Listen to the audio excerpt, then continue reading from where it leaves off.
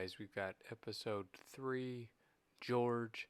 In this lesson, we're working with our excitable, nervous, fearful lab, George, and we're working on the verbal down. And this is one of the harder things for most dogs to get, so let's watch as George struggles to get the whole verbal down correctly in this lesson. Check it out, guys. Tell me what you think. Place. Good job. Down. Great. Good job, bud. Questions about this today? All right. So when I switched from the slip lead to the flat collar, this is a level of argument. So the verbal down is one of the harder things to teach to a dog. There's plenty of facilities out there that'll tell you that some dogs just don't learn a down. They shouldn't train dogs. There's one like right up the corner on the street that I've trained a couple dogs from, and they've told that exact same thing to pet owners. Come on, trainers. We've got to be better. Simple. And so every dog can do a down, can learn a down. It's just a matter of how consistent or stubborn, as some people would say about me, as you are. So I'm going to start with treats, even though I know George can barely handle the treats without imploding. Good job, buddy. Good boy. Free. And then I'm going to release him right away. Free. Good job, buddy. Alright, guys, if you couldn't pick up on this from the first lesson that we did with George, George struggles with a lot of things. And specifically, he struggles the most with the hardwood application. We tried to do hardwood with him the first week, and he about lost his mind. And you can see right there in that last repetition, he was struggling just to sprint onto the place command. And we talked about this last week when we're dealing with fearful dogs. The last thing that we want them to do is just go from one fearful decision into the next fearful decision. So we don't want our commands to become like a safe haven for our dog's fear. We want them to do our commands and be relaxed about it the entire time. So we have to teach them how to do that. And as you can see here, he was trying to he was refusing to get off of the place command for the free command, and so he's shaking, trying to get his head out, because what he wanted to do was do nothing close to that hardwood. He had no desire to go close to the hardwood, and so his fear was saying, escape this, and so what did he do? He backed out of his collar. Because the whole point of me being here, you were pitiful. The whole point of me being here is to get him past this. And if I allow even free to be a point of like contention for him, we're not getting anywhere. He's leaving some of the things that he's been fearful of to change it to something else. He's not actually ripping the Band-Aid off. He's just moving it down the road. And so for me, like, if I need you to free, we're going to free. Generally, it's not an area of contention, but for whatever reason for today it is. Place. Good job. Okay, George, free. Good job. Good job. And honestly, this might actually be an area where I go to a choke chain with the dog, because he did pull out of the flat collar, but he did well with that slip lead, right? And then let's do a couple more lured repetitions. I'll free him again. We'll see if there's a whole lot of fight. If there's a whole lot of fight, I'll go to the choke chain. We'll put it on him, and we'll see if he stops the fighting on it. And that's just the metal version of that. Ready, bud? Good job. Good boy. Good. And I'm not using the word just yet because he doesn't know what the word means. And it's not a matter of comprehension. It's a matter of pairing the sound with the action. And the action is him bringing his elbows to the floor and doing that. Ready, bud? George, free. Good job. Good boy. Yeah, way to go, buddy. Okay. All right, come on. Hold on. I know it's scary. Hold on. Please. Good job. Good boy. Now they can really see the fear this week. Because last week he just looked excitable. This week he looks petrified. One thing to note when you guys are luring your dog into the down, don't go at your speed. Go at the speed that it takes the dog to go from the seated position into that front down position. Their speed, not your speed. Good. Good job. Okay. Come on. Come on. Come on. Come on. Okay, guys, as you can see, George is just he is going bananas. And this is totally expected because he's a fearful dog, like I stated. You wouldn't notice that if you were just a basic dog observer. He looks really excitable, and ultimately, he's showing us right now like all the protest in the world because he's unsure of what he's supposed to do.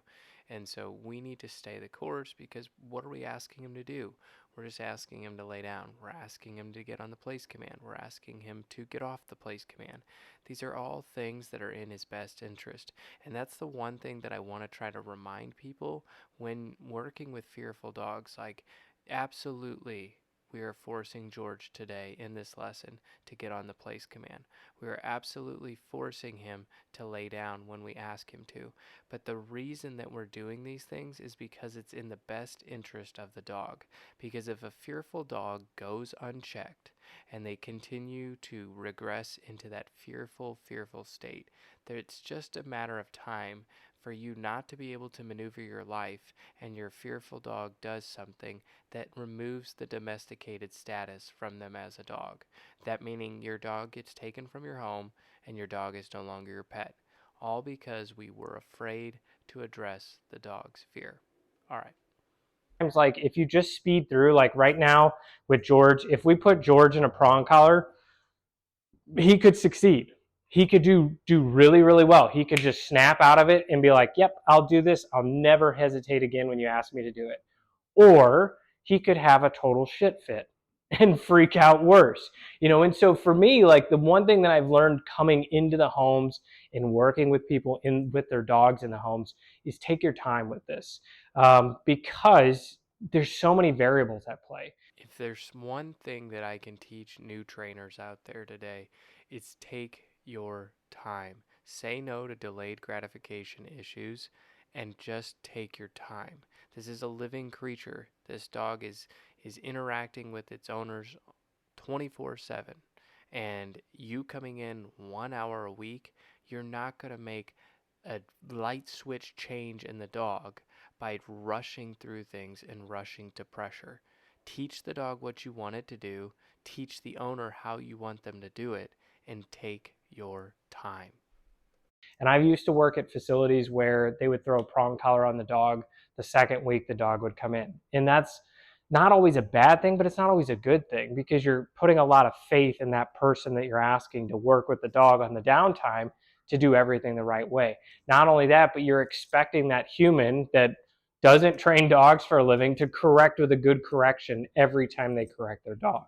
And so through these repetitions, yes, there's a little bit of struggle. And I have a girl tomorrow who sent me like, this is the struggle. She put that in her subject line. She's gone 3 or 4 weeks now. This will be the fourth week, and we're going to put a prong collar on her dog this week, and it's going to be a light switch. And she's going to be like, holy crap, why didn't we start with this? And I'm going to go, because you didn't know how to correct your dog in week one. So that is my approach to this. So now we'll put the choke chain on him. Come here, bud. Good job. I've been a proponent of the choke chain probably since I was real little because it was something that I had seen, something that I'd observed being used with dogs, and a lot of people are off put by the name, but I'm here to tell you that that's the name of the device, and ultimately a choke chain is just a metal version of a slip lead. Is it the right tool for every dog? No. Is it the wrong tool for every dog? No. You find what's appropriate for the dog that you're currently working with. I've worked with plenty of dogs that, if you look at them just from all the outer extenuating circumstances, you would assume a prong collar would fix that behavior. But if you went a little bit deeper and you actually worked that dog, you would see that this dog is struggling with personal corrections coming through the leash from me, the handler. And so an e-collar ended up being the thing that actually helped that dog in that situation. And so, being stuck ethically or morally by the corrective tool that you choose to use or the corrective tool that you can't use is just really silly, because the animal that you currently have in your house needs direction in a certain way. And if you can't give them direction in a way that's going to convey compliance in obedience, then you're literally wasting that dog's time.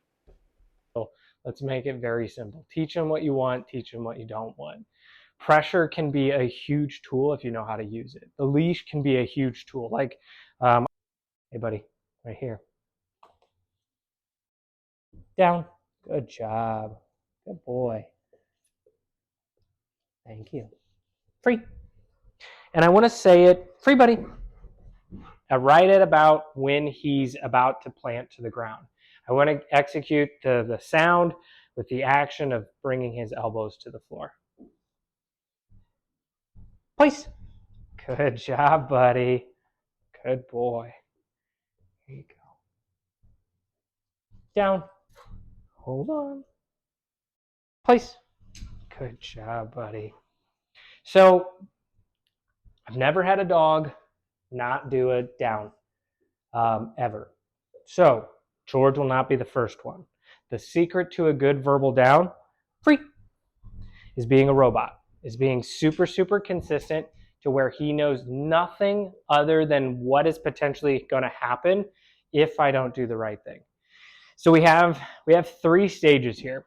We have stage number 1, which is shaping. And anytime you hear me or some trainer talking about shaping, what you want to think about is like kindergarten level area, like no corrections, just teaching him the motion that I want him to do. Generally, it's going to be food. Sometimes it can be leash pressure, but you're teaching him what you want him to do. Then you have shaping in a word where you're pairing that sound with the action that you want him to do. Still, again, no corrections in this stage. And then the final stage will be that verbal stage. Verbal stage is going to be us asking George to do what we've asked him to do, those several other repetitions with that sound. Okay? When we get to the verbal stage, it's going to be super, super imperative that everybody's on the same page. Ready? Down. Good job. Good boy. Good job. Good job. Free. Come on. Good job. Come on. Down. Good job. Free. Free. Free. There you go. It could be more for George. I'm just going based off how he's working. Down. Good job. Plenty of people have tried to like figure out my ranges and why I do things, and I couldn't tell you. Free. Just observation. Yeah. Free, buddy. Good job. Good boy. Down. Good job. Good boy. Good boy. Free. Last lured repetition, buddy. Down. Good job. Good boy. Way to go, bud.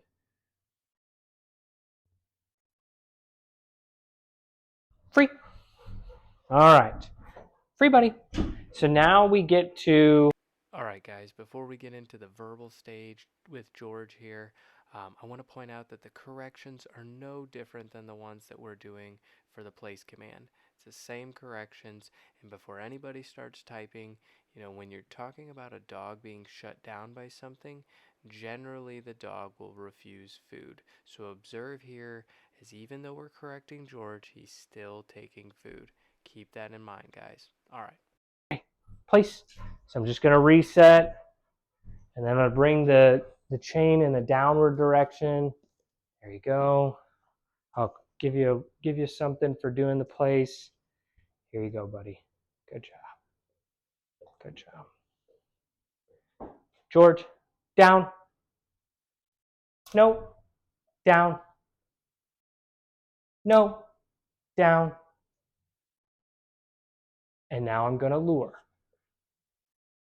There you go. Good job, buddy. And I'm not going to say it again on the lure, but I am going to keep him there. In the verbal stage of the down, I give the dog 3 verbal chances to do the down. I give him 2 corrections if he doesn't do it, and on that 3rd repetition, I'm going to lure him down. And the reason that I take this 2 correction and then on the 3rd time lure them down is because I don't want to hammer the dog with corrections until they do the right thing. I want to give him a chance and then lure him. This is the long game, guys. I'm looking to create a down in good time with him. I'm not looking for light switch compliance. I'm looking to teach him. I'm looking to teach the owner how to do a good verbal down with their dog, something that the dog's going to be willing to do for the long run. All right, guys, check it out. Good boy. Good. Place. Good boy. Here you go. You can have that. And he's actually handling the treats a lot better this week than he did last week. Yeah. George, down. No. Down. No. Down. Now I'm going to lure. Good job, buddy. Good. Thank you. Now I'm not too worried about, nope. Down. Nope. Down. Not too worried about him not getting it just yet. Good boy. This is a hard task, so it makes sense for him to struggle. Good job. Good boy. Here you go, buddy. Good. So I'm just going to give him put a little bit of leash out there so that way I can hook it under my foot. By putting my foot on the lead, what this does is gives him steady pressure in a downward frontal direction, which is very similar to luring. And the reason I switched it at this moment is because the pop wasn't seeming to get him to move, so I wanted gentle pressure to see if that would work. Check it out. Down. No. Down. No. Good. Now was that a perfect execution? No. 2 corrections, but a lot more movement on his part, mainly because I'm helping him out. But this is part of, and I'm hoping that we're catching all this for all those folks at home. You can't just go copy, paste, copy, paste, copy, paste with the dogs you work with. And this doesn't necessarily apply to you specifically, but as somebody that cleans up a lot of dog trainers' messes, you have to be able to give the dog what they need versus whatever it is that your intentions are. My thought would be I walk in, I correct him, or I teach him. Then we do a ton of repetitions, then I correct him, and then he just does the thing. And magically, boom, we walk out and everybody's happy, and that's the way it goes. Sometimes it takes a little time. Free. Good job. You're going to do it over here now? Good job. Nope. Place. Good job. George, down. Nope. Place. George, down. No. Down. Good. Now that's normal. That's a total panic move because he's heard that sound a couple times and he's gotten popped every time he hasn't done it. So his first thought is, I got to get out of here. So it's normal for him to escape off the place. I think I even said if I pop towards me the first couple repetitions, he's more than likely going to come off the platform towards me. And that is exactly what he did there. Free. Good job. Free, George. Good. Place. George. Good job. Here you go, buddy. Good. Come back over here. George, down. Nope. Down. Good. So how many repetitions do I think we have to do with George? It's a good question. If I could read dog minds, I would charge double what I charge. and it would be in maybe 2 or 3 lessons instead of 6. This is the thing um, that I talk to people about so often when it comes to like poor behavior. Whatever the behavior is, whether it's fear, whether it's reactivity, whether it's just overexcitement, destruction, whatever it is, dogs have a rep range in their mind, and I've seen this through my own dogs and then the dogs that I've been around throughout my life, where each dog has kind of like a conditioning number where the script changes. Like they're like, I'm done with this. I'm going to do this now. And typically, the down lesson is really where you find out what your dog is made of or how many repetitions you're going to have to do with said dog. Um, I've had dogs learn a down in 30 minutes. I've had dogs learn it in 15 minutes. I've had dogs learn it in 7 weeks. That was a beagle. Um, it won a lot of awards and shows and stuff, but it could not do obedience to save its life. Um, but what I will say is that when you work on something like this with your dog, the beauty of this is you can kind of see, maybe it's not beautiful to most people, but you can see how hardwired or how ingrained something is in with your dog. So if it's reactivity, if it's fear, if it's overexcitement, how long am I going to have to deal with this? Well, the down lesson is a huge indicator for that. So we can already see with him that he's making some progress, but he's not quite making the full decision yet. So we just haven't hit it yet. Ready, bud? Free. Free, George. Place. Good job. Here you go, bud. See if you'll do it this way. George, down. No, down. Good job. Go, buddy. Free. Good. Place. Good job. Here you go, bud. George, down.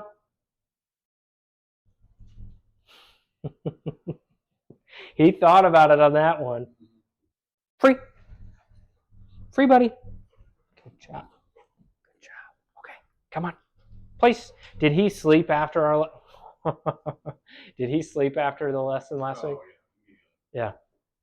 So another same person from today.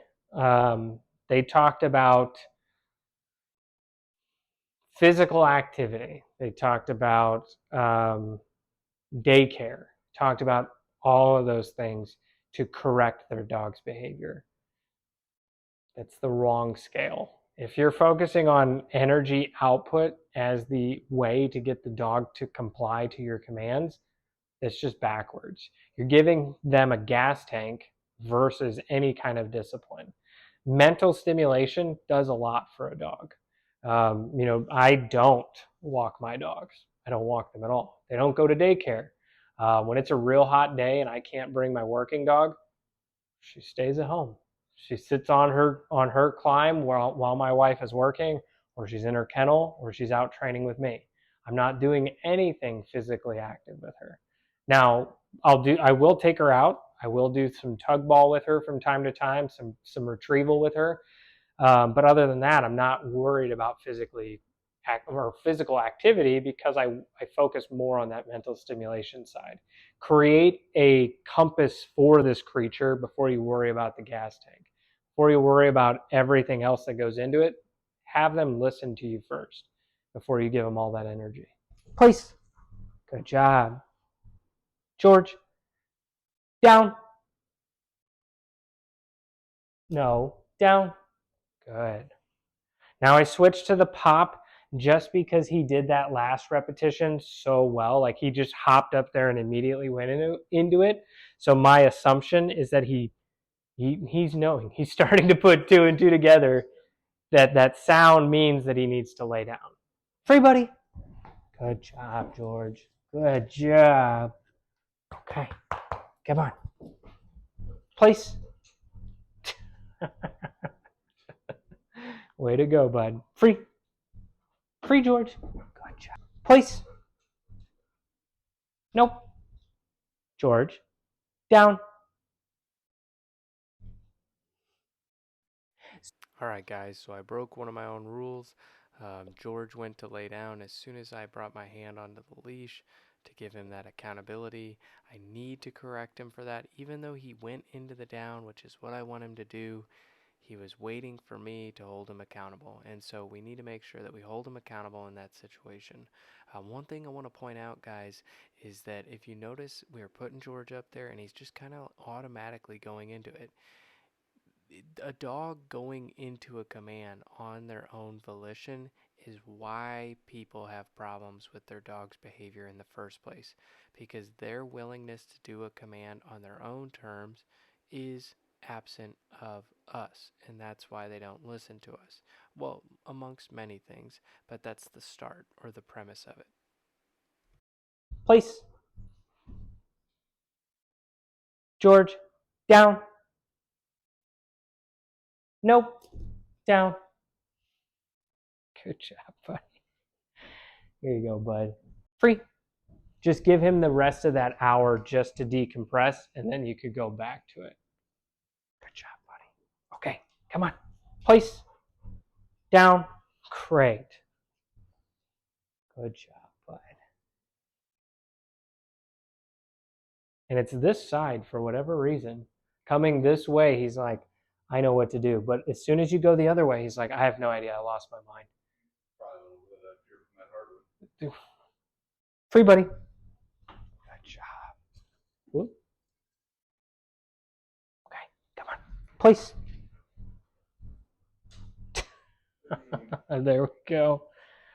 Good job, buddy. Good job. Then you can get your Gatorade break. Yeah. Go take your electrolytes. Worked hard, buddy. Okay. Come on. Place. Good job. Down. Great. Good job, bud. You guys need to relax. You need to relax. This is just dog training. All right, guys, I hope you enjoyed what you're watching. I hope you learned something. I hope you enjoyed George and I struggling through the down. Next, we've got a walking lesson coming up, so stay tuned for that, guys. All right, see ya.